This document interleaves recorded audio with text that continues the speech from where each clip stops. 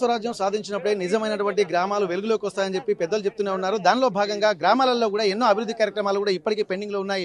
70 ఏళ్ల స్వాతంత్ర తర్వాత కూడా అనేక సమస్యలు పెండింగ్లో ఉన్నటువంటి నేపథ్యంలో ప్రస్తుతానికైతే ఒక్కొక్క గ్రామాల్లో కూడా డెవలప్మెంట్ యాక్టివిటీస్ ఇనిషియేషన్ తీసుకుంటున్నారు. కేంద్ర రాష్ట్ర ప్రభుత్వాల సమన్వయంతో కూడా అనేక కార్యక్రమాలు జరుగుతున్న నేపథ్యంలో ప్రస్తుతానికైతే ప్రధానమంత్రి గ్రామీణ సడక్ యోజన పథకం కింద కూడా ప్రస్తుతానికి ఇక్కడ తొర్రూరు మండలం చెర్లపాలెం గ్రామంలో కూడా ఒక బ్రిడ్జ్ నిర్మాణానికి కూడా ఇక్కడ శంకుస్థాపన చేశారు. ప్రస్తుతానికి హనుమాన్ల ఝాన్సీ రెడ్డి గారు, అలాగే ప్రస్తుతానికి పాలకుర్తి ఎమ్మెల్యే యశస్విని రెడ్డి గారు, అలాగే వరంగల్ పార్లమెంట్ సభ్యులు కడియం కావ్య గారు ఉన్నారు. ఇక్కడ డెవలప్మెంట్ యాక్టివిటీస్ కింద కూడా ప్రస్తుతానికి ఒక బ్రిడ్జ్ ప్రారంభోత్సవానికి ఉన్న నేపథ్యంలో ప్రస్తుతానికి కడియం కావ్య గారు ఎంపీ గారు. నమస్తే మేడం. ఇప్పటివరకు కూడా గ్రామాలలో కూడా అనేక సమస్యలు పెండింగ్లో ఉంటున్న నేపథ్యంలో ఈ ఇనిషియేషన్ అనేది చాలా సంబరపడుతున్నారు గ్రామస్తులు కూడా. ఇట్లా అంటే రైతులకు కూడా ఎంతో ఊరట కలిగించేటువంటి అంశం. ఇంకా మీరు గమనిస్తున్నటువంటి అంశాలు ఏంది ఈ డెవలప్మెంట్ యాక్టివిటీస్లో? ఇంకా మీ భాగస్వామ్యం ఎట్లా ఉంటుంది పార్లమెంట్ పరిధిలో? ఒకటి ఏంటంటే గత ప్రభుత్వము ఎప్పుడు కూడా కేంద్ర ప్రభుత్వం నుంచి సాయం తీసుకోలేదు. దానివల్ల మనకి ఏదైతే కేంద్రం నుంచి రావాల్సిన నిధులు కానీ, లేకపోతే అభివృద్ధి పన్నులు కానీ, లేకపోతే స్కీమ్స్ అన్నీ కూడా ఫుల్ ఫ్లెడ్జ్డ్గా మనకి రాలేదు తెలంగాణకి. కానీ మన సీఎం రేవంత్ రెడ్డి గారు ఏదైనా కూడా మన రాష్ట్రానికి రావాల్సింది ఖచ్చితంగా ఆయా మినిస్టర్లని కలవడము, వారిని కోరడము, పదే వెళ్ళి విజ్ఞప్తి చేయడము, ఎంపీలందరినీ కూడా తీసుకొని వెళ్ళి మా అన్నీ కూడా ఇవ్వండి ఫుల్ ఫ్లెడ్జ్డ్గా, మేము కూడా సపోర్ట్ చేస్తాం. ఎందుకంటే మా 60-40% కొన్ని స్కీమ్స్ ఉంటాయి, డెవలప్మెంట్ యాక్టివిటీస్ కూడా అదే విధంగా ఉంటాయి, కొన్ని పూర్తిగా సెంట్రల్ గవర్నమెంట్ నుంచి వచ్చేటివి ఉంటాయి. అవన్నీ కూడా ఒక మంచి మన సీఎం గారంటే కూడా అక్కడ అందరికీ కూడా చాలా మంచి అభిప్రాయము.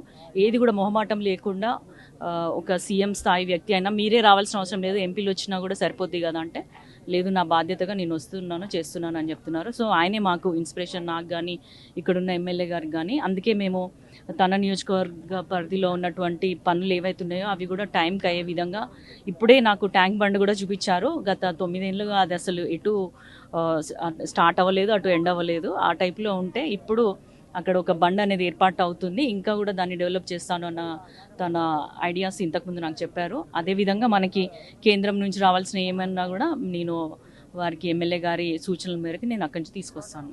ఓకే మేడం, ఇప్పుడు పార్లమెంట్ పరిధిలో మీరు ప్రతి 7 నియోజకవర్గాల్లో తిరుగుతున్నటువంటి పరిస్థితి, మేజర్ సమస్యలు ఎక్కడెక్కడ గుర్తించారు? ఎందుకంటే ఇప్పుడు చెర్లపాలెం గ్రామాన్ని కూడా యశస్విని రెడ్డి గారు దత్తత తీసుకున్నటువంటి పరిస్థితి.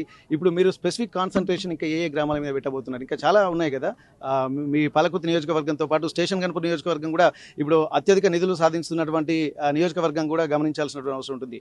కడియం శ్రేయర్ గారు కూడా ఈ మధ్యకాలంలో చెప్పారు 1400 కోట్ల నిధులను కూడా సాధించుకున్నటువంటి వ్యవస్థ తమకు ఉందనేటువంటి కాన్ఫిడెంట్ వ్యక్తం చేస్తున్నారు. ఇంకా మీ నియోజకవర్గాల్లో దీని మీద కాన్సన్ట్రేషన్ పెడుతున్నారు పార్లమెంట్ పరిధిలో? మనకి అసలు వరంగల్కి సంబంధించి ఎన్నో ఒక 30-40 ఏళ్ళ ప్రాజెక్ట్స్ ఆగిపోయి ఉన్నాయి. అవి మన కళ్ళలాగా ఎయిర్పోర్ట్ కానీ, తర్వాత నిన్న కూడా కోచ్ ఫ్యాక్టరీకి వెళ్ళడం జరిగింది, మెగా టెక్స్టైల్ పార్క్. ఇక్కడ ఏంటంటే అంత పెద్ద ప్రాజెక్ట్స్ రావడం వలన చాలామందికి ఉపాధి దొరుకుతుంది. అది కేంద్రం నుంచి రావాల్సింది. అదేవిధంగా ఇప్పుడు మన వరంగల్లో మొన్న ఎప్పుడు చూసినా వరదలు వచ్చినప్పుడు కాస్త ప్రముఖంగా పేపర్లలో కనబడుతుంది మన వరంగల్. అలాంటి పరిస్థితి రాకుండా చాలా బాధ్యతగా మొన్న సీఎం గారు కూడా వచ్చి నెక్స్ట్ డేనే వచ్చి చూసుకుని వెళ్ళారు.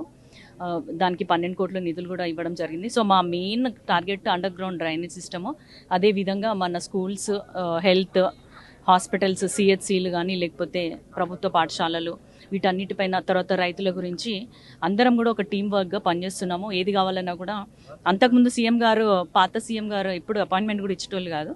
కానీ ఇప్పుడు మాకు ఏది కావాలన్నా కూడా వెళ్ళి స్వేచ్ఛగా అడిగి తీసుకొచ్చే పరిస్థితి మాకున్నందుకు కూడా మేము చాలా సంతోషిస్తున్నాం. ఆయనే సీఎం రేవంత్ రెడ్డి గారు మాటల ద్వారా ఏదైతే చెప్తున్నారో రాజధాని, మనకి 2వ రాజధానిగా వరంగల్ని డెవలప్ చేస్తా అని, అదే అక్షరాల నిజం చేస్తూ మాకు ఎప్పుడు కూడా సహకరిస్తున్నారు. కాబట్టి ఆయనకి మేమందరం కూడా కృతజ్ఞతలు తెలియజేసుకుంటున్నాం. Okay, thank you madam. ఇక్కడ మేడం చెప్పండి, ఇప్పుడు స్టేషన్ గన్పూర్ నియోజకవర్గం అలాగే పాలకుర్తి నియోజకవర్గం పోటీలో ఉన్నాయి. అంటే డెవలప్మెంట్లో పోటీ పడుతున్నట్టుగా కనిపిస్తుంది. ఆ ఇనిషియేషన్ ఆ పనులలో కనిపిస్తుంది. ఎందుకంటే వాళ్ళు సాధించిన నిధులు కావచ్చు, మీరు సాధించిన నిధులు కావచ్చు, ఉమ్మడి వరంగల్ జిల్లాలో మాత్రం ఈ 2 నియోజకవర్గాలే టాప్లో ఉన్నాయి. మీరు ఏ సమస్యలు, ఎందుకంటే మొదటిసారి ఎమ్మెల్యేగా గెలిచిన తర్వాత ప్రజల సమస్యల్ని ఏ విధంగా అవలోకనం చేసుకుంటున్నారు? ఎన్నో సమస్యలు వస్తున్నటువంటి నేపథ్యంలో వాటిని ఎట్లా లీడ్ చేస్తుంటారు? మేజర్ కాన్సన్ట్రేషన్ మీరు ఈ రాబోయే రోజుల్లో ఏమేమి పెట్టబోతున్నారు? మేము అంటే గెలవక ముందు ప్రచారంకి వెళ్ళినప్పుడు ఏవేవైతే అంశాలు గమనించామో అవన్నీ కూడా మేము ఒక మేనిఫెస్టోగా తయారు చేసుకోవడం జరిగింది. దాంట్లో ఇప్పటికే ఒక 2 పెద్దవి కూడా ఆల్రెడీ సాధించినాం. ఏంటంటే ఒకటి పాలకుర్తి చెన్నూరు రిజర్వాయర్ అనేది పాలకుర్తి నియోజకవర్గానికి అతిపెద్ద ప్రాజెక్టు. దాన్ని ఆ రోజు చెప్పిన ఎట్టి పరిస్థితులలో దీన్ని ఖచ్చితంగా చేసి తీరుతామని అది మొన్ననే అది ఆ జీవో కూడా వచ్చింది.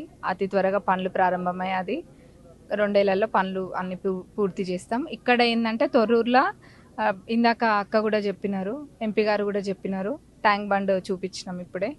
ఆ ట్యాంక్ బండ్ అనేది 8 ఇయర్స్ నుంచి ఇక్కడ మినీ ట్యాంక్ బండ్ అందరికి ఐడియా ఉంటుంది. 8 ఇయర్స్ నుంచి కూడా అది పడవబడి ఉంది. అది ఒక 2 డిపార్ట్మెంట్ల మధ్యలో ఒక చిక్కుముడి లెక్క ఉండే. దాన్ని ఎన్నోసార్లు కూర్చొని చర్చించి దాన్ని ఒక కొలిక్కి తీసుకొచ్చి ఫైనల్గా అది పనులు ప్రారంభమైనాయి.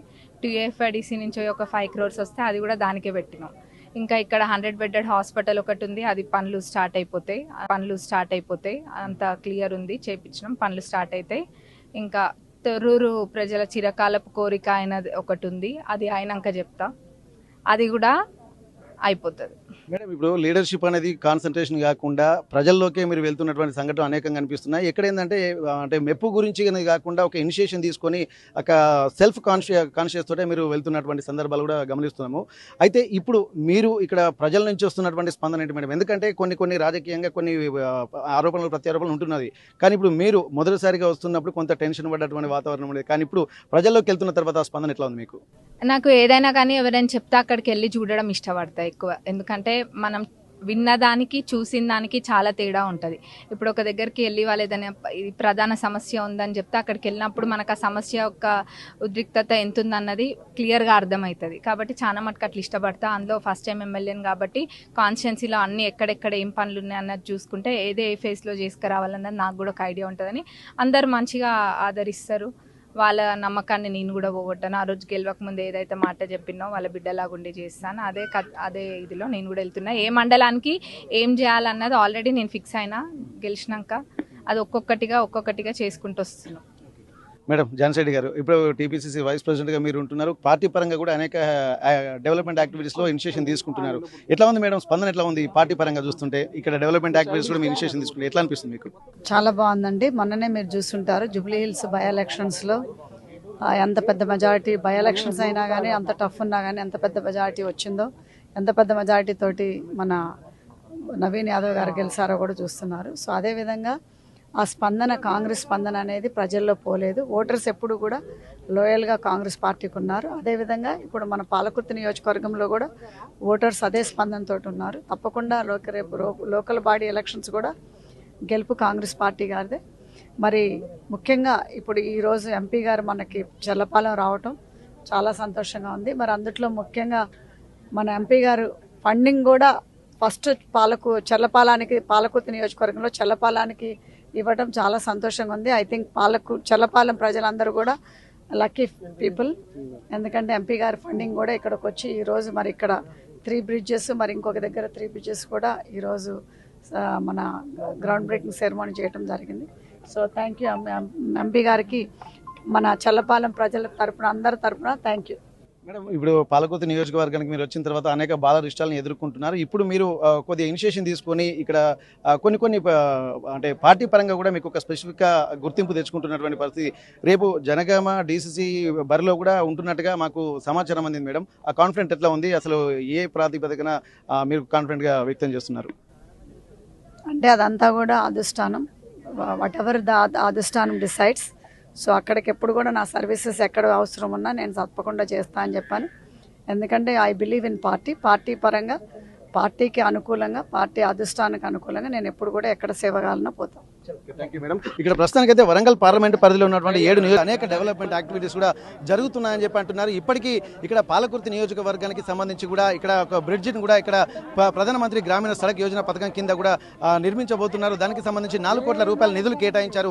ఇవన్నిటిని చూస్తుంటే వరంగల్ పార్లమెంట్ పరిధిలో అంటే ఎంపీ కడియం కావ్య గారు కూడా ఇక్కడికి వచ్చి ప్రత్యేకంగా చొరవ తీసుకుని ఇనిషియేషన్ తీసుకున్నటువంటి సందర్భం. ఇవన్నిటిని దృష్టిలో పెట్టుకుంటే మాత్రం రాబోయే రోజుల్లో కూడా పాలకుర్తి నియోజకవర్గానికి కూడా మరింత శ్రద్ధ పెట్టాల్సినటువంటి అవసరం కూడా కనిపిస్తుంది. దానికి సంబంధించి కూడా ప్రత్యేక చొరవ తీసుకోవడము, అలాగే ఎమ్మెల్యే యశస్వి రెడ్డి గారు కూడా పక్క నియోజకవర్గాలతో పోటీ పడి తమ నియోజకవర్గాన్ని డెవలప్మెంట్ చేయాలన్నటువంటి ఒక కాన్సన్ట్రేషన్ అయితే పెడుతున్నట్టుగా స్పష్టంగా చెప్తున్నారు. ఆ కాన్ఫిడెంట్ అయితే వ్యక్తం చేస్తున్నటువంటి పరిస్థితి. ఏదేమైనప్పటికీ కూడా గ్రామాలు నిజంగా అన్ని అభివృద్ధి పార్టీలు ఏవైనా సరే రాజకీయాలకు అతీతంగా గ్రామాలను డెవలప్ చేసినప్పుడే నిజమైన నాయకత్వంగా అక్కడ ప్రజలు కూడా గమనిస్తూ ఉంటారు. అట్లాంటి వాళ్ళనే ప్రజలు ఆదరిస్తారనేటువంటి ఒక ధీమా మాత్రం ఇక్కడ వరంగల్ ఎంపీ కడియం కావ్య గారు, అలాగే పాలకుర్తి ఎమ్మెల్యే యశస్వి రెడ్డి, అలాగే TPCC vice president Jhansi Reddy గారు చెప్తున్నటువంటి పరిస్థితి. అసలైన తొలి వెలుగు. ఫాలో వాట్సాప్ @తొలి వెలుగు official.